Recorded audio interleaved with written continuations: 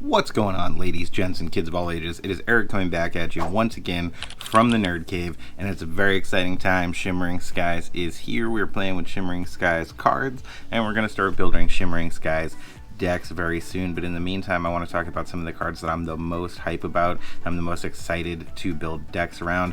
I'm not saying these are the only cards that are going to be good, but they're cards that I've seen that got me like, wow, I would build a deck around that. I think that card's really good. I think that card could really throw your opponent off kilter potentially. That being said, as always, big thank you to the Patreons for supporting the channel and supporting the giveaways for you all to win lovely things like booster boxes, play mats, and so much more. We are going to have some new Proxy Enchanted cards coming soon, as well as a new playmat design, so definitely stick around for that. We're going to have some cool stuff coming at you. But first and foremost, we are going to talk about some awesome cards from set 5. The first card we're going to talk about is Daisy Duck Donald's Date. A 1-cost, 1/4 character. Let that sink in. The only one of those we've seen is Golden Harp, that had a pretty massive drawback where if you didn't play a song, you had to banish her, and she still saw play and was pretty effective doing it. Daisy Duck is uninkable, and whenever this character quests, each opponent reveals the top card of their deck. If it's a character card, they may put it into their hand, otherwise they put it on the bottom of their deck. So obviously, being uninkable, you kind of have to play her in a way, or just sit there with her in your hand the whole game. She's not great in every matchup if your opponent's playing a very character-heavy deck like Mufasa or something like that. It's going to be a bummer for you because you're just going to be letting them draw a bunch of extra cards. However, if you're playing into something like Sapphire, which is less character-focused, you may be putting cards that they really need on the bottom of their deck. So she could be good. Obviously, 1/4 stat line questing for 2 is pretty great. The next card in Amber we're going to talk about is Prince Naveen, one of the first legendary reveals. They just actually revealed an enchanted version of this card that looks pretty cool. He is a 4-cost uninkable 3/3, quests for 2, has Singer 6, which is pretty good on a 4 stat line.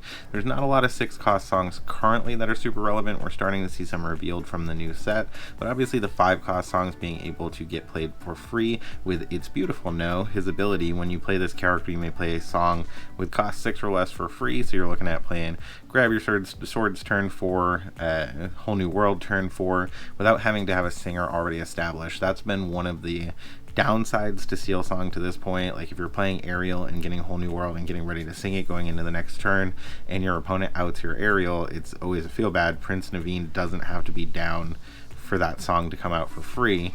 You do have to commit your turn to playing him as your character, so you are still tapping your ink before casting that Whole New World. But if you can get Prince Naveen out of your hand with nothing else in your hand and cast a Whole New World for free, seems pretty good. Another card I'm pretty excited about in Amber is going to be the Queen's Sensor Core. 2-cost item, is an inkable. At the start of your turn, if you have a princess or queen in play, gain 1 lore. Passive ability. Pretty great. Pay 2 and exert it. Reveal the top card of your deck. If it's a princess or queen character, go ahead and put it in your hand. Otherwise, put it back on top of your deck. So if you are playing a princess/queen heavy deck, obviously the card is going to be fantastic. You'll pretty much always have a princess or queen in play. However, to be competitive in the meta, you are probably going to have to play characters that aren't princesses or queens.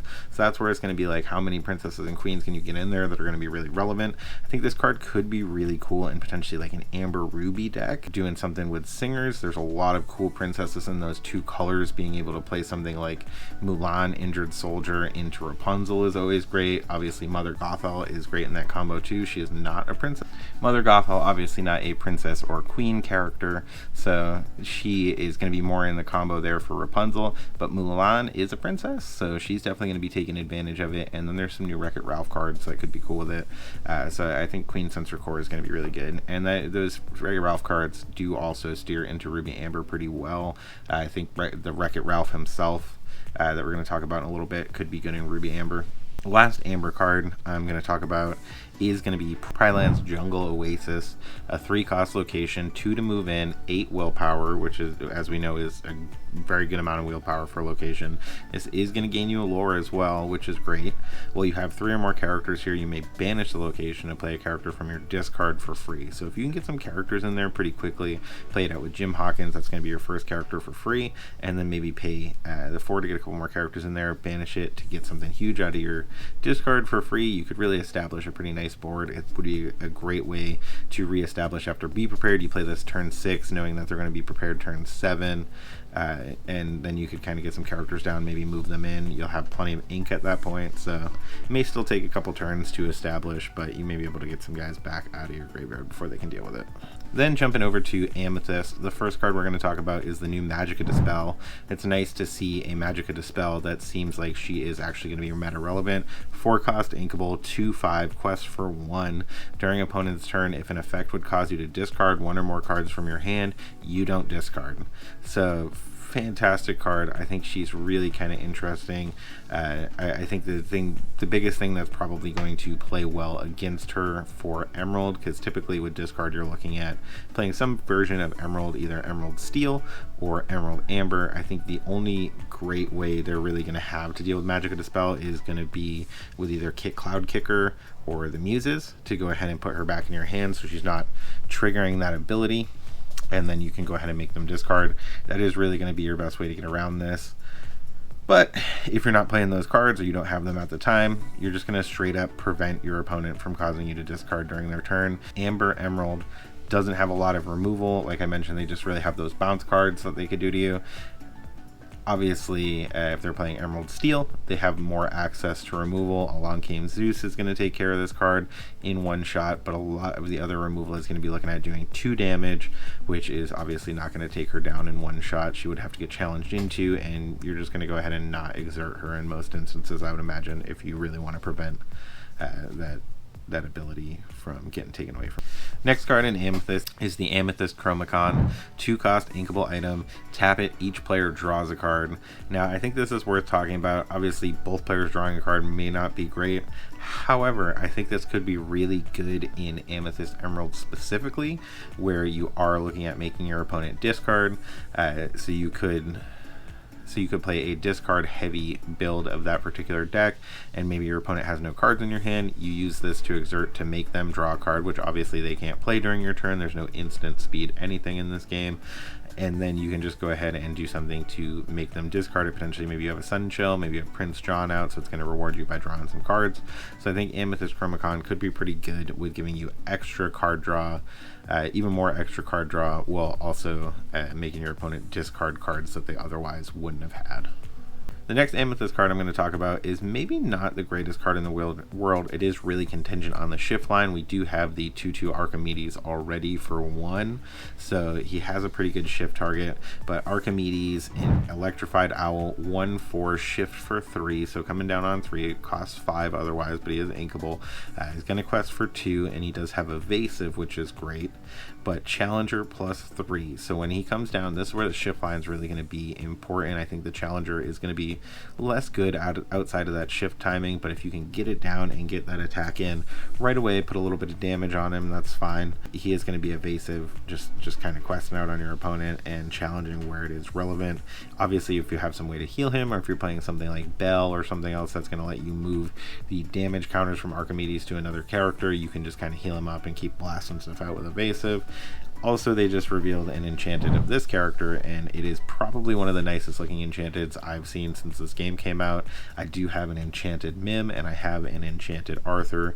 Definitely a big Sword in the Stone fan, so definitely would like to get my hands on enchanted Archimedes. I also, correct me if I'm wrong, but is that the first time they've done an enchanted of an uncommon? The second to last card we're going to talk about in Amethyst is going to be a location, a 3-cost inkable, the Library, a gift for Bell, 1 to move in, 8 willpower. Again, fantastic amount of willpower. Whenever a character is banished, well, here you're going to go ahead and draw a card.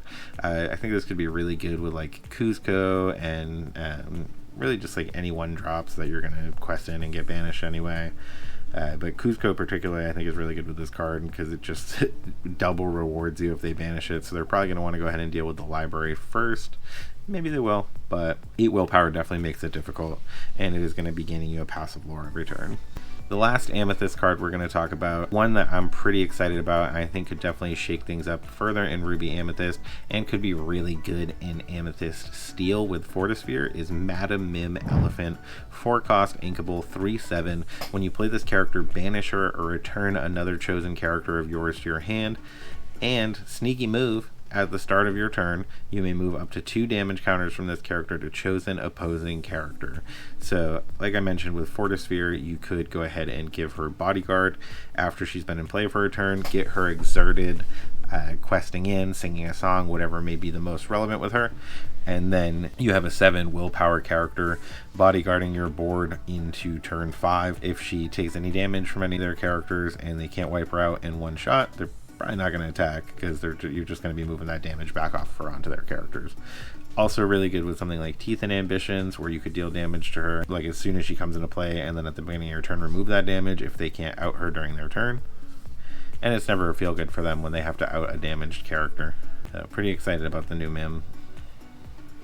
Like I mentioned, definitely a Sword in the Stone fan. We're going to talk about a couple Emerald cards, and I didn't think I'd ever be saying this, but we're going to be talking about Emerald items specifically. Emerald Chromacon, 3-cost, uninkable. During opponent's turn, whenever one of your characters is banished, you may return chosen character to their player's hand. Doesn't even have to be banished in a challenge.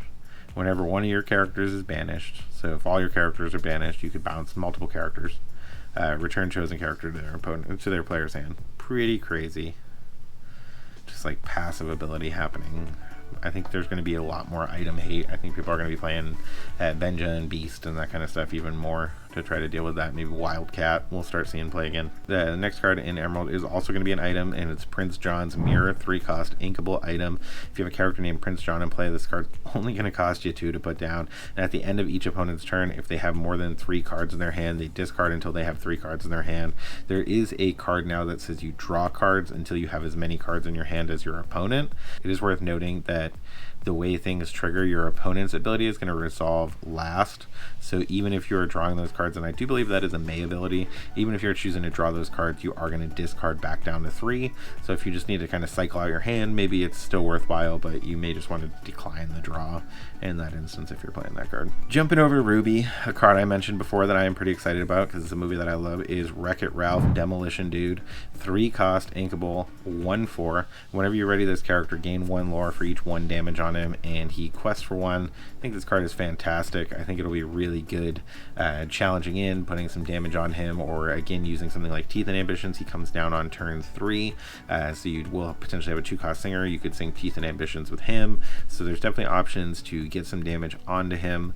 And then ready him, you can also play things like Fan the Flames, LeFou, On Your Feet Now, which deals damage to everything and readies them. I think it readies them and then deals the damage though, so On Your Feet Now wouldn't be triggering right away unless he already has damage on him. But there's ways to ready him multiple times in the turn and gain quite a bit of lore without questing, so it could be pretty interesting.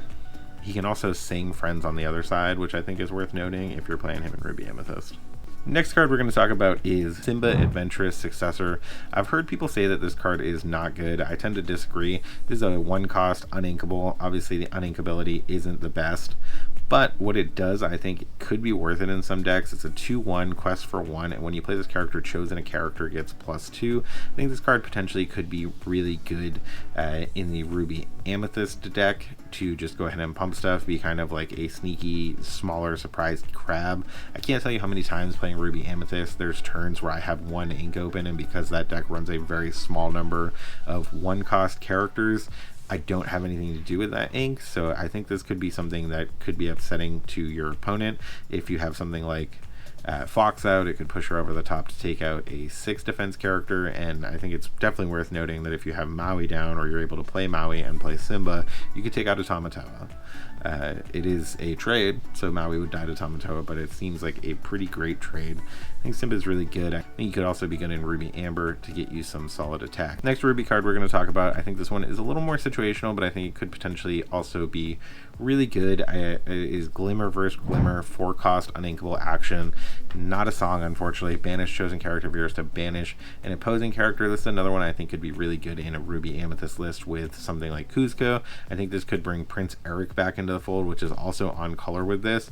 If you ban Prince Eric with this, he has, when he's banished, banish target character, or banish chosen character, and so you could actually banish 2 characters, one from the Glimmer First Glimmer and one from Eric triggering, so I think that's kind of nutty, but I think this card could be really good. Definitely see some play. That's another card I'm pretty excited about. It's got a great stat line. It is reckless, so it's going to attack in maybe unfavorably in some instances, so perhaps you want to be able to be ready with like a, I don't know, 1-cost song or something else to do with it to prevent it from attacking, or just play it right before it's going to be needed for a shift.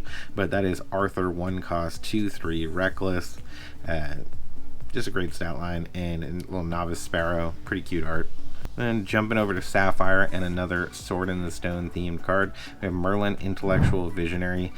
The stat line's a little weird. He's a 3/7 for 6, and he is uninkable, 2 willpower, and his shift is only 5, so he's only 1 cheaper to shift. But I think this card is definitely worth talking about because it could see a lot of relevance in the meta depending on what it does and what kind of targets it has. I think it could potentially be kind of cool in Blurple, but when you play this character, if you use shift to play him, you may search your deck for any card, put that card in your hand, and then shuffle your deck.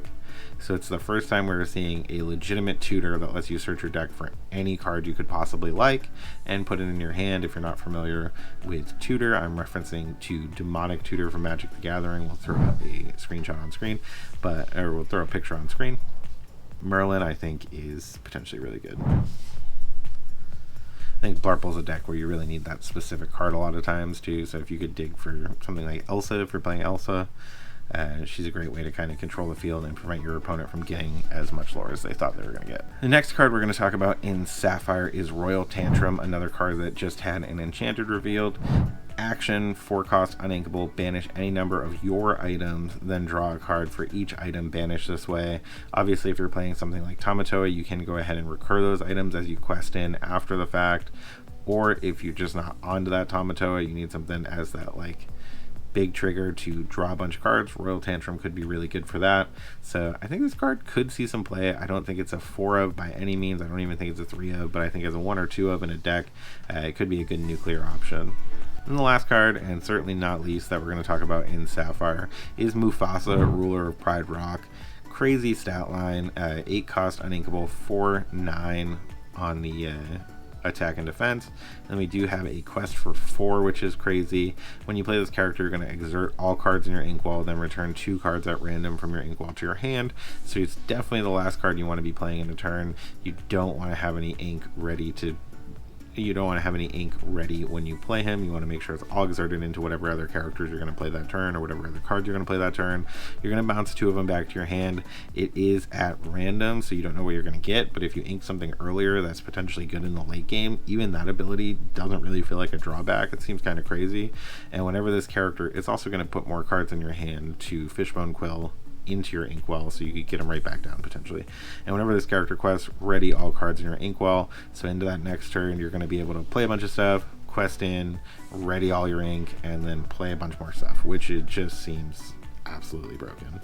Then jumping over to the last but certainly not least color in the list, that is going to be Steel. We're going to talk about Kronk, Head of Security. I think this card is kind of interesting. I don't know if it's going to be the greatest card in the meta, but I think it's pretty interesting. It is a 7-cost, uninkable, 6/6, which is a really good stat line, honestly. It does die to Maui, but it does straight at least. It is going to shift in for 5, so it could be coming in around the same time Maui is. But during your turn, whenever this character banishes another character in a challenge, you can play a character with cost 5 or less for free, which I think is pretty interesting. So if you can get one good shift and banish, which is entirely potential because they may not see that coming because you're shifting it in and immediately killing something, you could potentially play something down like Mufasa. So I think maybe in a Steel Fossil list it could be really good. You could play Mufasa for free. So I think Kronk is pretty interesting, the card that got me excited about building decks. Next card, and this isn't really one I've seen anybody talk about, but I'm pretty excited about, is Doc Bold Knight, 2-cost, uninkable, 1/3. It does quest for 1. It's got nice bottom line, Dreamborn, Ally Knight, 7 dwarfs. So it's got some nice archetypes there.